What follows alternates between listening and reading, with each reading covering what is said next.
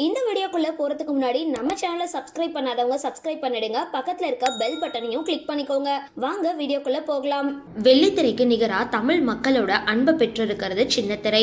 சிங்கப்பெண்ணி, மூன்று முடிச்சு, சிறகடிக்க ஆசை, கயல், ஐயனார் துணைன்னு சின்னத்திரையில பல சூப்பர் ஹிட் சீரியல்கள் ஒளிபரப்பாகிட்டு வருது.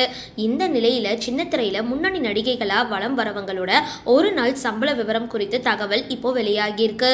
மூன்று முடிச்சு சீரியல்ல கதாநாயகியா நடிச்சிட்டு வர ஸ்வாதி கொண்டே ஒரு நாளைக்கு 80,000 இருந்து 1 லட்சம் வரைக்கும் சம்பளம் வாங்க வாய்ப்பு இருக்கிறதா சொல்லப்படுது.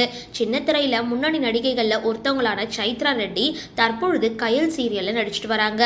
இவங்க ஒரு நாளைக்கு 45,000 இருந்து 60,000 வரைக்கும் சம்பளம் வாங்கிட்டு வராங்க.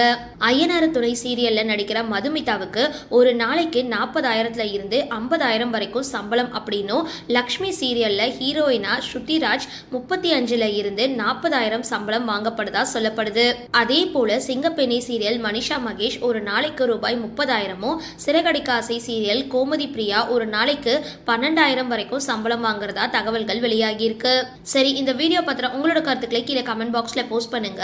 வீடியோ பிடிச்சிருந்தா லைக் பண்ணுங்க, ஷேர் பண்ணுங்க, மறக்காம டிபி காபி சேனலை சப்ஸ்கிரைப் பண்ணுங்க.